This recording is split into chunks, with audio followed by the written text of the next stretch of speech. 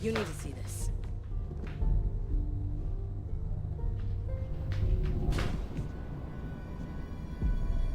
I don't believe it. Cryosleep. Cryo...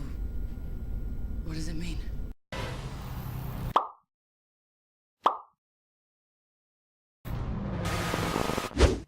Welcome back to my channel and this new video in which we're going to be talking about some theories on how season 5 of The 100 might end.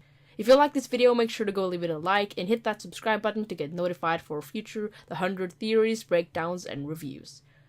So we're now 6 episodes into the season and pretty much halfway. I hope I'm not the only one who wishes for even more episodes. Anyway, at this point they've established the central conflict of the season, which is the fight for Eden, Diyoza and the prisoners versus Octavia and Von Crew.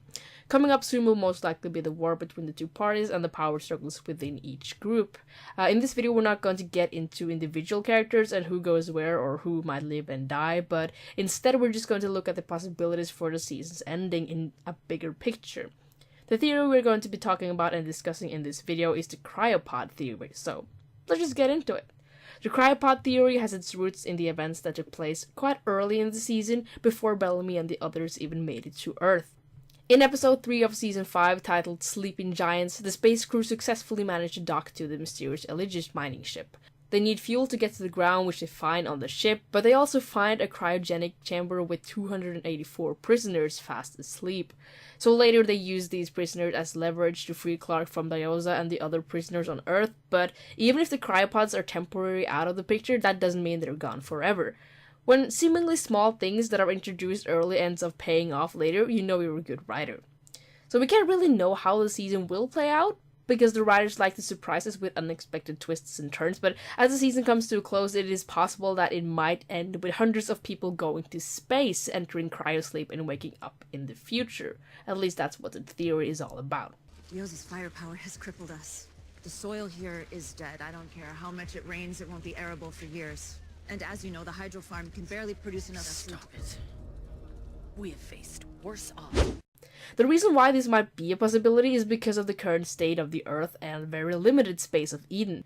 I can see a lot of people dying in the coming war, which is kind of stupid considering there are like around 1,000 people left of the human race. But also, regardless of how the war goes and how many people die, there will probably still be too many people around to sustain a good life on Earth without ruining the little they have left.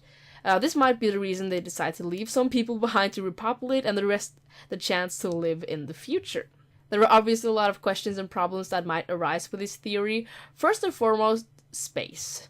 There are only like 300 pods, so 2/3 of the remains of humanity on Earth would have to stay behind. So it would almost be like the bunker all over again. They will probably have to choose who would go.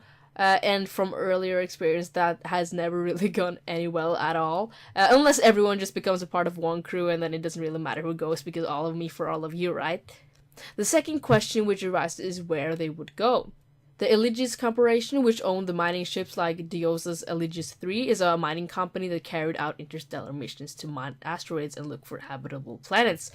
When Raven earlier tried to hack the computer, she only found information about the 2 first mining ships, not the one Diyoza and the prisoners were in. Perhaps this encrypted information will be something about any new planets or whatever. It's a long shot, but who knows, right? In Season 4, Episode 1, we're briefly shown this article with the headline Contact Lost with Asteroid Mining Panel Colony. This is the first evidence of human life in space out of Earth's orbit. This might refer to the now returned Eligius 3 prisoners, but perhaps it might also be a colony that still exists. If so, this is a place they could actually be going to. So that option would be for the rest of the series to continue in space or on a new planet. Personally, I'm not a huge fan of them going to an entirely new planet, as it would kind of take away what you can relate to about this show, I guess, because it actually takes place on Earth. Also, I don't think it'll happen for practical reasons because of budget and amount of production work. I think it would be too much for a network to handle properly. The gravity, atmosphere, and living conditions and terrain and all that stuff, as they're filming on Earth in real life, would just be so similar to the Earth that we know. So if it looks too much like Earth, why just not have it be Earth? The Cryopod Theory will change the 100 in a drastic fashion, and if they go through with this, they might have to do yet another time jump, and perhaps this would be way too soon after the 6-year time jump they just did between seasons 4 and 5. In a way, I can sort of see this as the end of the entire season, even if it doesn't end up being the end of season 5.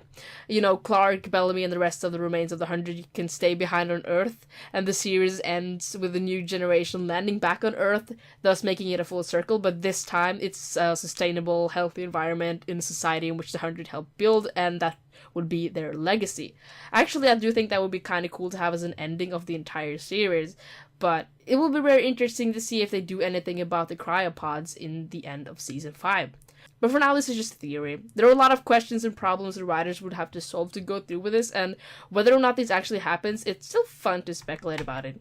It's hard for me to believe that at least they won't even mention these cryopods again, because it was kind of a big deal. I mean, the plot has already used the big reveal with the cryopods, with the hostage situation they did to save Clarke, but it still they're still floating around in space, so it would be kind of weird if they never ever mentioned that again, considering the amount of people they are and the limited space they have. And it's fun to speculate, because then I can just go back and laugh at myself after the season ends if this is totally off, or I can just come back and pat myself on the back for being on the right page. It's fine either way.